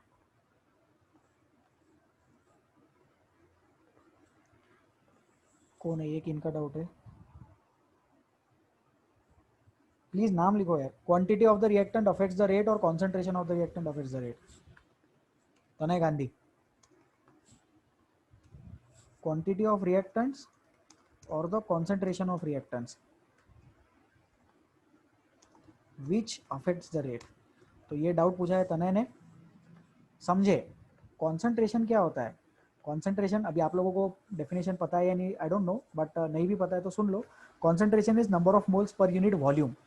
कितने मोल्स प्रेजेंट है रिएक्टेंट के या सोल्यूट के, कितने वॉल्यूम ऑफ द सॉल्यूशन में। और जो मोल्स रहता है, एन जिसको अपन लिखते हैं, वो चीज़ क्या रहती है? वो चीज़ रहती है मोल्स। और मोल्स मतलब क्या होता है? मोल्स का मतलब ही होता है quantity. So as a matter of fact, concept wise सोचे तो क्वांटिटी ऑफ रिएक्टेंट्स बोलो या कॉन्सेंट्रेशन ऑफ द रिएक्टेंट बोलो, बात तो एक ही है। If we are talking about the quantity और if we are talking about the concentration, it is essentially one and the same thing. Concentration भी मेजरमेंट बताता है कितना सोल्यूट है। जब बात मेजरमेंट की आ गई मतलब बात क्वांटिटी की आ गई। ठीक है, तनय रिप्लाई करो। Quantity and concentration can be used interchangeably in this concept. ठीक है, ये जो कंसेप्ट है इसको बोलते हैं केमिकल काइनेटिक्स। क्लास 12th का टॉपिक है ये, 11th में ही पढ़ा देते हैं, 11th 12th में जेई नीट में। So chemical kinetics is very interesting topic, बहुत अच्छा टॉपिक है ये। So quantity and concentrations are actually interrelated. ठीक है, नेक्स्ट डाउट आ रहा है अनीश से। Sir, do we need a medium for neutralization reaction? Yes, we need a medium. Usually neutralization reaction water वगैरह में कराते हैं, so we need a medium. बिना मीडियम के न्यूट्रलाइजेशन रिएक्शन नहीं होती। वैसे देखा जाए तो कोई भी रिएक्शन बिना मीडियम के नहीं होती। कैटेलिस्ट के बारे में मैं कुछ और डिस्कस करना चाहूंगा यहाँ पे। कोई पूछ रहे थे कि सर कैटेलिस्ट बिना पार्ट लिए रेट ऑफ द रिएक्शन कैसे बढ़ाते हैं. So imagine a reaction. ठीक है, ये रिएक्शन अपन ऑर्गेनिक केमिस्ट्री में फिर से देखने वाले हैं, बट अभी सिर्फ आप लोग इमेजिन कर लो, समझ में आ जाएगा. मान लो अपने पास C डबल बॉन्ड C है, हो सकता है ना C डबल बॉन्ड C, और जो कार्बन है उसके ऊपर अपन ने हाइड्रोजन वगैरह लगा दिए, तो C2H4 बन गया. क्या होता है C2H4? C2H4 इथीन होता है. ठीक है, अब मेरे को क्या करना है, मैं चाहता हूँ कि इस C2H4 को मैं हाइड्रोजन से रिएक्ट करवा दूँ. ठीक है, और हाइड्रोजन से रिएक्ट करने के बाद जो मॉलिक्यूल बनेगा वो एक्चुअली कुछ इस तरह से बनेगा, H C C और फिर ऊपर एक H आ जाएगा. अरे सॉरी, माय मिस्टेक. मतलब उसको वर्टिकल भी बना सकते थे, बट इट्स ओके. और यहाँ पे जस्ट CH3 लिख देता हूँ मैं, आप लोगों को समझ में आ जाएगा. तो इमेजिन करो, जिन लोगों का डाउट चल रहा था सर कैटेलिस्ट क्या हो रहा है, कैसे हेल्प कर रहा है, तो ये देखो ये रिएक्शन है. अभी ये जो सब्सटेंस है ये एक गैसियस प्रोडक्ट है, गैसियस रिएक्टेंट है. इथीन गैस होता है, हाइड्रोजन भी गैस है, और इथेन जो प्रोडक्ट बना ये भी गैस है. तो क्या होता है, गैस के पार्टिकल्स बहुत दूर दूर रहते हैं, रैंडमली मोशन में रहते हैं, हमेशा मूव करते रहते हैं, तो उनको पकड़ के रिएक्ट करवाना बहुत डिफिकल्ट होता है. क्या होता है कि ये मॉलिक्यूल कब आएगा, हाइड्रोजन का मॉलिक्यूल कब साथ में आएगा, दोनों कब मिलके रिएक्ट करेंगे, कब जाके प्रोडक्ट बनेगा, बहुत लंबी प्रोसेस है. तो इसके लिए अपन क्या करते हैं, अपन एक प्लेटिनम का या फिर पैलेडियम का, ठीक है, तो एक उसको स्टैंडर्ड चीज है ये. ठीक है, प्लेटिनम और पैलेडियम और रेने निकल, ये तीनों में से कोई भी एक सब्सटेंस अपन लेके आते हैं, उसका शीट मिलता है. ठीक है, जैसे इमेजिन करो कि जैसे ये जो है ये रेड कलर का एक प्लेटिनम पैलेडियम या रेने निकल का एक शीट है. अब होता क्या है, ये जो शीट होता है इसके अंदर होते हैं छोटे छोटे गड्ढे. There are small pores on this substance of platinum और पैलेडियम. उन छोटे छोटे पोर्स में, उन छोटे छोटे पोर्स में हाइड्रोजन गैस जाके अटक जाता है. तो उसकी वजह से क्या मिलता है, एक मीडियम मिल गया रिएक्शन को प्रोसीड करने के लिए. अनीश ने यहाँ पे डाउट पूछा था मीडियम का, उससे क्लिक हुआ मुझे. So a medium is being provided by platinum और पैलेडियम और रेने निकल.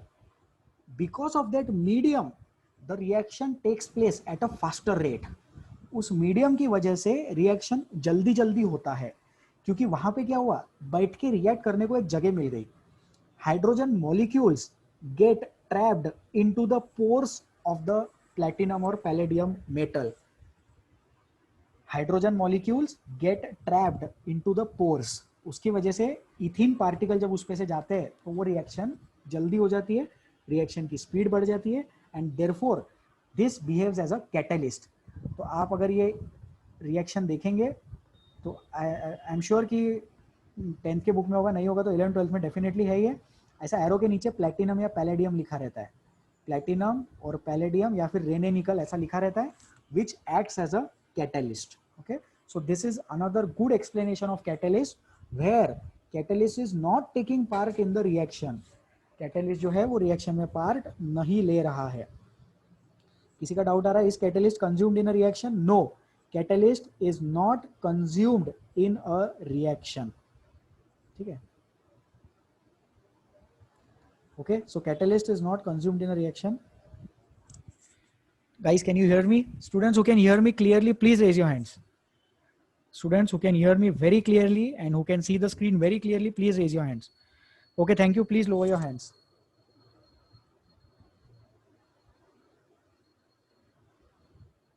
Please lower your hands.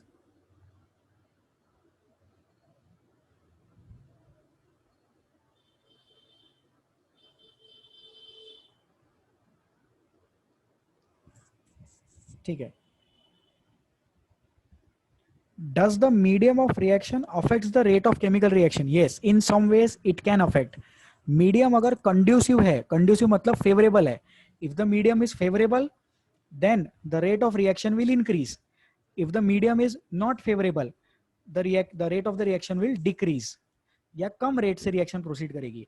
तो medium definitely helps for the reaction to proceed.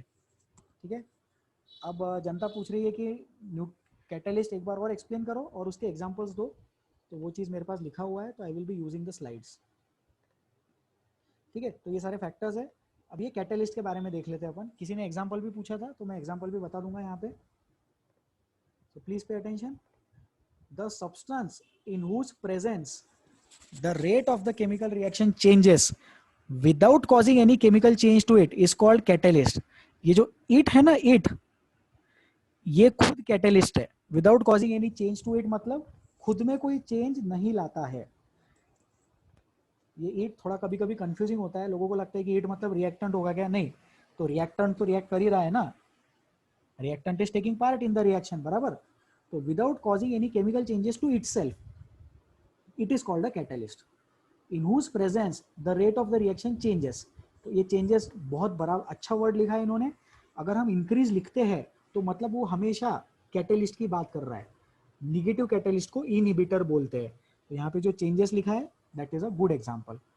Okay, so I will read the example, नीचे जो दिया है example, I am reading it. On heating potassium chlorate KClO3 decomposes slowly. ठीक है, the rate of the above reaction neither increases by reducing the particle size or nor by increasing the reaction temperature. लेकिन अगर अपन MnO2 का presence लेके आ जाए तो उससे reaction का रेट फास्ट होता है। तो जो एग्जांपल पूछ रहे थे, MnO2 is an example of catalyst. It supports the reaction. It is not taking part in the reaction. No chemical change takes place in MnO2. MnO2 में कोई केमिकल चेंज नहीं हो रहा है इस वाली रिएक्शन में। MnO2 is not reacting over here. KClO3 सिर्फ कन्वर्ट हो रहा है KCl और O2 में। ठीक है, MnO2 के प्रेजेंस में जल्दी जल्दी होगा। In the presence of MnO2 this reaction will proceed eight a faster rate, therefore MnO2 is behaving as a catalyst in this condition. Okay, so this is about catalyst. MnO2 is a catalyst over here and negative catalyst को inhibitor बोलते हैं। ठीक है, ठीक है। So before we go to the balancing part, I would like to take your difficulties. WhatsApp करो rate of the reaction के respect में। Please WhatsApp your difficulties regarding rate of the reaction.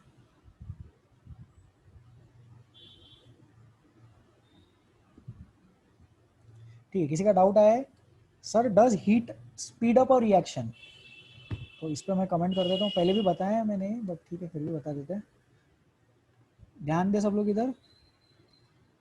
Heating speeds up endothermic reaction, heating slows down exothermic reaction. ठीक है, I don't know किसका doubt है, but अगर हम heating करते हैं तो रिएक्शन का रेट बढ़ता है, लेकिन किस में? सिर्फ एंडोथर्मिक में, क्योंकि एंडोथर्मिक मतलब उसको हीट चाहिए ना, तो वहां पे हम हीट दे रहे हैं, हीट दे रहे हैं तो रिएक्शन आगे जा रही है। तो हीट जो है, heat is not a catalyst. ध्यान से समझे, हीट जो है वो कैटालिस्ट नहीं है। Heat is energy, it is used in the reaction. Heat reaction में यूज हो रही है, हीट एनर्जी है, इसलिए हीट कैटालिस्ट का काम नहीं कर सकता है। जिन्होंने डाउट पूछा था does heat speed up a reaction, yes it speeds up the reaction but only for endothermic, it does not speed up the reaction for exothermic. Okay, exothermic के लिए it slows the reaction.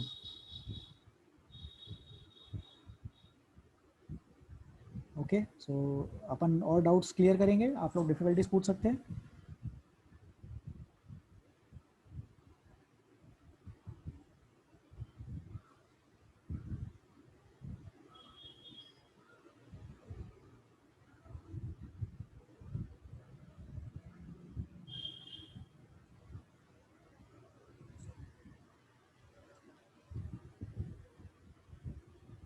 Sir फिर अगर एक reaction 10 second में हो रहा है और दूसरे रिएक्शन 11 सेकंड में हो रहा है तो अपन उसको स्लो रिएक्शन बोलेंगे क्या? हाँ, दूसरी रिएक्शन को पहले रिएक्शन के टर्म्स में, पहले रिएक्शन के कंपैरिजन में उसको स्लो बोलेंगे।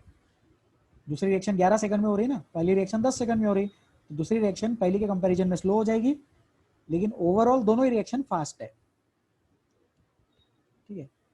So any further difficulties regarding rate of the reaction?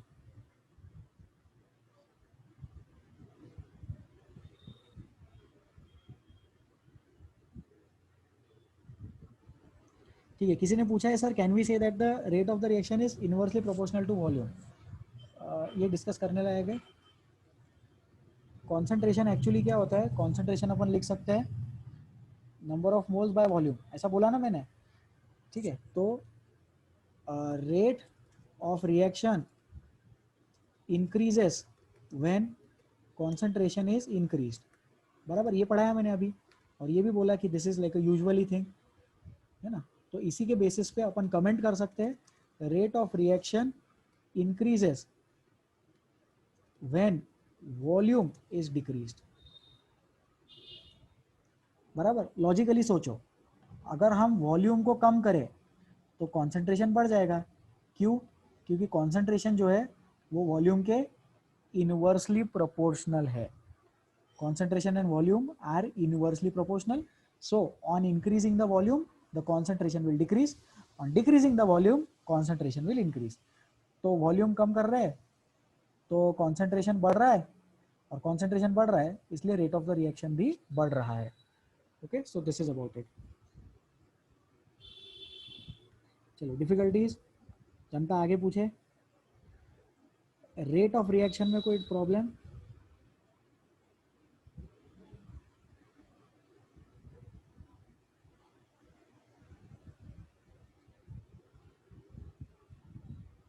What is the difference between medium and catalyst? तो मीडियम जो है वो रिएक्शन करवाने की जगह है. जैसे medium is required for every reaction but catalyst need not be necessary for every reaction. बहुत सी ऐसी रिएक्शंस है जो बिना कैटलिस्ट के चल जाती, लेकिन मीडियम तो हर रिएक्शन को लगेगा ही. ठीक है, मतलब मीडियम मतलब अब जैसे अपन रिएक्शन करते तो बीकर में करते ना, तो बीकर में या तो वो रिएक्शन पानी में होगी या कोई दूसरे सॉल्वेंट में होगी. जनरली ऐसा सॉलिड सॉलिड रिएक्ट नहीं करता, उसके लिए उसको मीडियम की जरूरत होती ही है. इन्हीं का नेक्स्ट डाउट है, अनीश का डाउट चल रहा है. Will there be reaction between very concentrated HCl and very concentrated NaOH? Yes, there will be reaction, लेकिन उसमें भी मीडियम वाटर रहेगा ही. वाटर रहेगा ही उसमें. Medium is always necessary for a reaction. Without medium reaction can not proceed. Sir in which medium reactions takes place fast, either in liquid और gas और solid comparatively? हाँ, तो सबसे ज्यादा फास्ट रिएक्शंस जो है वो लिक्विड मीडियम में होती है. उसके बाद गैसियस मीडियम में रिएक्शंस होती है, और सबसे लास्ट में सॉलिड में होती है. ये एक हार्ड एंड फास्ट रूल नहीं है, बट एक जनरल कंसेप्ट आप समझे दैट रिएक्शंस, ये वेदांत का डाउट है, वेदांत आप सुने, सबसे fast reactions mostly liquid medium में होती है. उसके बाद रिएक्शन का स्पीड आता है गैस मीडियम में, एंड सॉलिड मीडियम में रिएक्शन का स्पीड सबसे कम रहता है. ठीक है,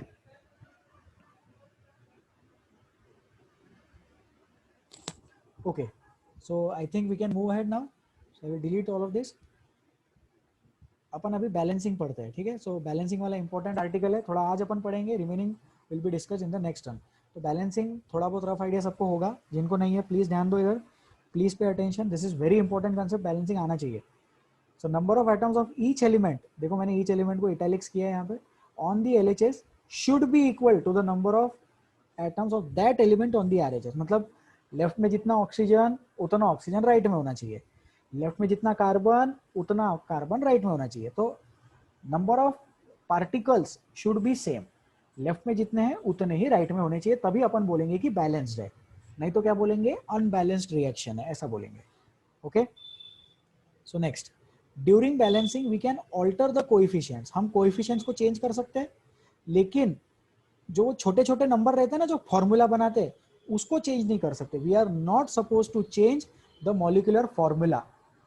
ठीक है, जैसे KMNO4 लिखा है, तो ये नहीं कि सर उसको KMNO3 बना देना, क्या SO2 लिखा है सर अपन उसको SO3 कर देते हैं, ऐसा नहीं चलेगा. मॉलिक्यूलर फॉर्मूला चेंज नहीं करना है, जो मॉलिक्यूलर फॉर्मूला है उसको वैसे ही रहने देना है. Next point, law of conservation of mass is in agreement with the balancing of equations. Common sense है, मास बैलेंस रह सकता है, तो law of conservation of mass जो है वही बैलेंसिंग से आया। और balancing of redox reaction upon future में पढ़ेंगे, क्लास 11-12 में पढ़ा थे। सो रेडॉक्स रिएक्शन जो कॉम्प्लेक्स वाली रेडॉक्स रिएक्शन है, अपन ने अभी देखी है complex reaction MnSO4 Fe2SO4 whole thrice वाली, राइट, वो वाली रिएक्शन का बैलेंसिंग अपन 12th में पढ़ते, 11th में पढ़ते, अभी नहीं पढ़ेंगे। सो रेडॉक्स रिएक्शन का बैलेंसिंग फ्यूचर में देखेंगे। For the time being we will be studying about balancing of सादी वाली रिएक्शंस, ओके, ठीक है। So I will delete this. एक छोटा सा एग्जांपल है यहाँ पे, अपन उसको डिस्कस कर लेते हैं। NaOH plus H2SO4 gives Na2SO4 plus H2O। तो इसको देख लो कैसे कैसे बैलेंस करना है। तो अभी कोई स्ट्रिक्ट स्टैंडर्ड मेथड नहीं है, हिट एंड ट्रायल करते करते बैलेंसिंग आ जाता है। जैसे इधर देखो, मेरे को 2 Na दिख रहा है 2 Na, तो मैंने यहाँ पे 2 NaOH लिख दिया, ठीक है। फिर 2 NaOH लिख देंगे तो SO4 बैलेंस है, हाइड्रोजन बैलेंस है क्या? नहीं, अभी हाइड्रोजन बैलेंस नहीं है। देखो लेफ्ट साइड में कितना हाइड्रोजन है? 4 है, राइट, 2 + 2 4। और राइट साइड में कितना है हाइड्रोजन? 2 है। तो अगर मैं यहाँ पे 2 लिख दूँ तो हाइड्रोजन 4 हो गया, है ना। तो अपन एक बार चेक कर लेते हैं। सोडियम मैं चेक कर रहा हूँ, यहाँ पे प्लस नहीं लिखना मेरे को। सोडियम LHS में कितना है? 2। RHS में कितना है? नहीं, इसको LHS में 2, और RHS में कितना है? RHS में भी 2 है। तो सोडियम जो है वो बैलेंस लग रहा है अभी, बराबर। SO4 ग्रुप भी बैलेंस्ड है, ऑक्सीजन भी बैलेंस्ड है, और हाँ, तो sulphur is also balanced, oxygen is also balanced, और हाइड्रोजन भी बैलेंस्ड है, ठीक है। तो ये हो गया बैलेंस। मुझे लगा थोड़ा ज़्यादा टाइम लगेगा इसको बैलेंस करने में, बट टर्न्स आउट कि ये जल्दी बैलेंस हो गया। सिर्फ आपको लेफ्ट साइड के कंपोनेंट्स एंड राइट साइड के कंपोनेंट्स को इक्वेट करना है। Left side and right side के कंपोनेंट्स को अपने को इक्वेट करना है। लेफ्ट में जितने कंपोनेंट्स है उतने ही कंपोनेंट्स राइट में रखने हैं, एंड नंबर्स मेंटेन करने हैं वहां पे, okay. So you have to maintain the quantities. So I will take another question, ठीक है। सो N2 + H2 गिव्स NH3, ये थोड़ा बेटर एग्जांपल है। तो इसमें देखो नाइट्रोजन इधर 2 है ना, तो यहाँ 2 होने की वजह से मैं यहाँ पे 2 कर देता हूँ, ये हो गया पहला स्टेप। अब हाइड्रोजन राइट में कितने हो गए? 3 × 2 = 6 हो गए। तो यहाँ पे लेफ्ट में 2 है, तो इसको मैं 3 कर दूंगा। तो फाइनल आंसर लिखता हूँ मैं यहाँ पे। So final answer is N2 + 3H2 gives 2NH3।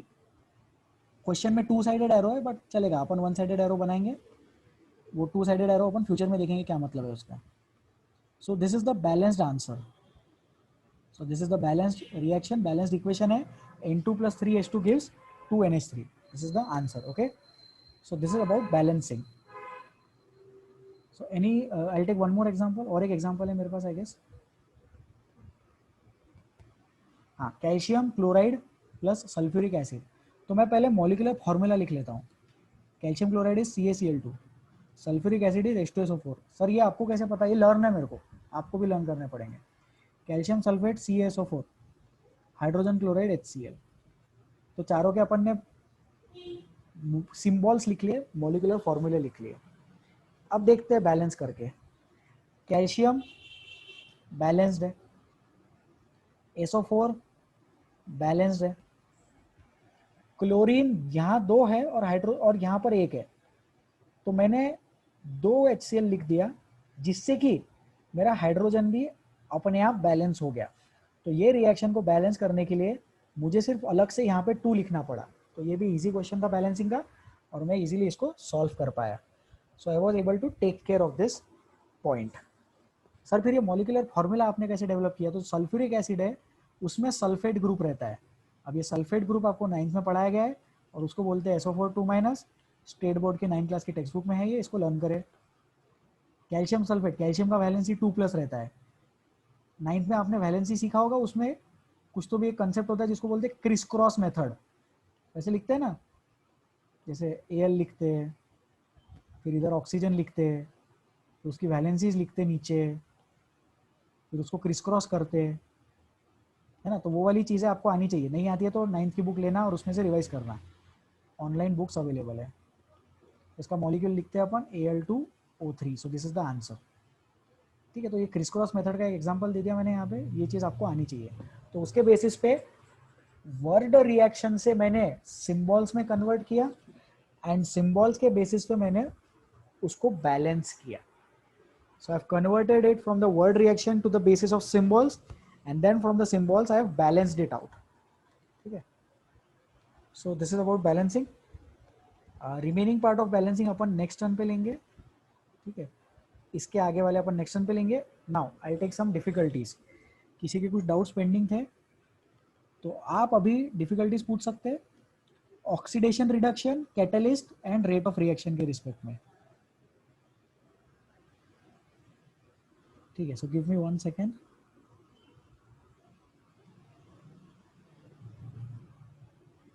हाँ, ये वाला डाउट पूछ रहे थे कोई। I will explain this.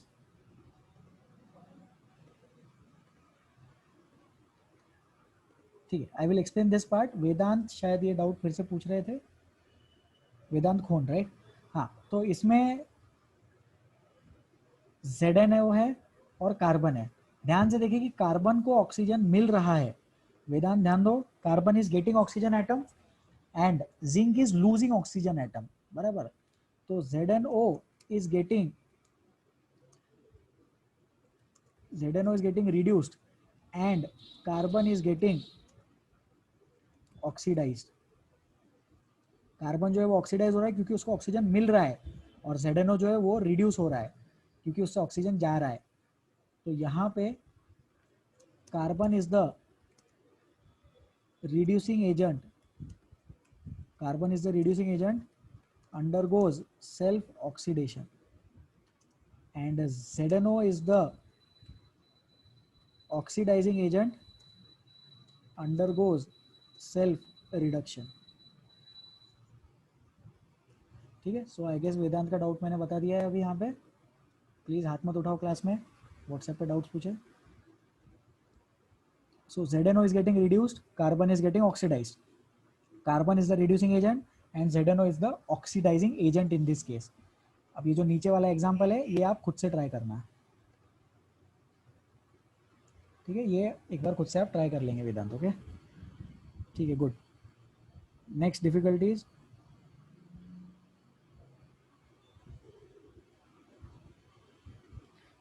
कृपया पेशेंस बनाए रखें, सबके डाउट्स क्लियर होंगे। बार बार क्वेश्चन मार्क मत लिखा करो उसमें।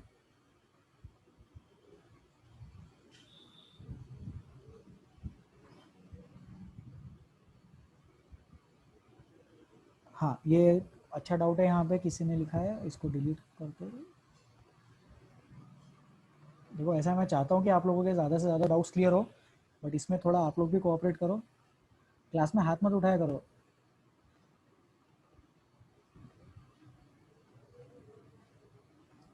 ठीक है, तो this is regarding a particular reaction HCl। सौम्य पाचपुर का डाउट है HCl plus NaOH gives NaCl plus H2O। ठीक है, ये रिएक्शन है। अब वो डाउट पूछ रहे हैं कि उसमें HCl का ऑक्सीडेशन हो रहा है क्योंकि ऑक्सीजन ऐड हो रहा है। तो ऐसा नहीं है, ऑक्सीजन ऐड हो रहा है ये दिख रहा है अपने को, करेक्ट पॉइंट है आपका।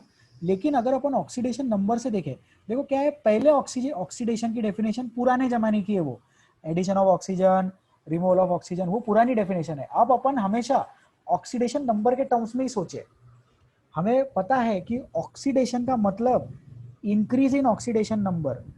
चाहे रिएक्शन में ऑक्सीजन या हाइड्रोजन नहीं भी दिखे तो भी ऑक्सीडेशन नंबर इंक्रीज हुआ, मतलब उसको ऑक्सीडेशन बोलना।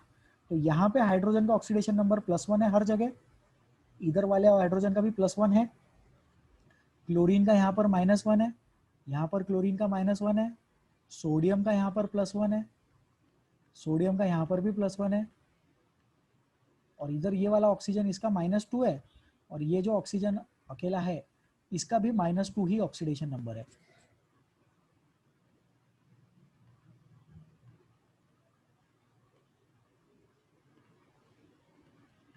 ठीक है, सो H2O में ऑक्सीजन का -2 है।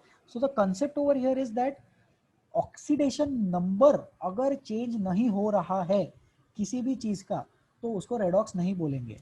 तो मैं स्टेटमेंट भी लिख रहा हूँ, जिन लोगों को लिखना है वो लिख सकते हैं। If the oxidation number is not changing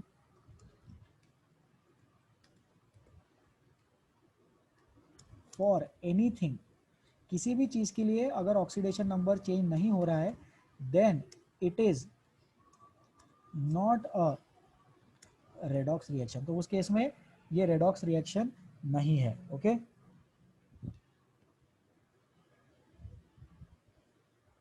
ठीक है, ये हो गया क्लियर।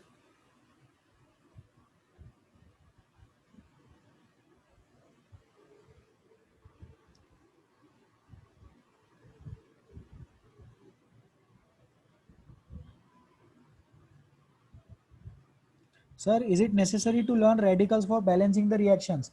यस, रेडिकल्स आप लोगों को पता होने चाहिए। रेडिकल मतलब जो SO4 2- है, पॉली एटॉमिक आयंस को रेडिकल्स बोलते हैं। किसी चीज में अगर एक से ज्यादा एटम्स है, ग्रुप्स जिसको बोलते हैं ना, अपन ने बोला ना ग्रुप्स, तो NO3- नाइट्रेट ग्रुप। तो आप लोगों को ग्रुप्स पता होने चाहिए, उनकी वैलेंसीज भी पता होनी चाहिए और उनके नाम भी पता होने चाहिए।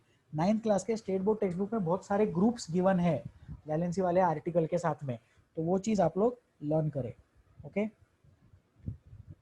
ठीक है। So with this I will end today's class. Next turn पे अपन बैलेंसिंग कंटिन्यू करेंगे। प्लीज, बैलेंसिंग की थ्योरी गिवन है एनसीईआरटी टेक्स्ट बुक में, स्टेट बोर्ड में, sorry state board text book में गिवन है, एनसीईआरटी में भी गिवन है, बट स्टेट बोर्ड में डिटेल में एक्सप्लेनेशन है। I request all of you to read that theory from there. मैं चाहता हूँ कि आप लोग वो वाली थ्योरी रीड करें, स्टेट बोर्ड टेक्स्ट बुक से बैलेंसिंग पढ़ के आना कल के क्लास के पहले, please. So I will end the class now. Thank you so much for attending the class. Please take care of yourselves.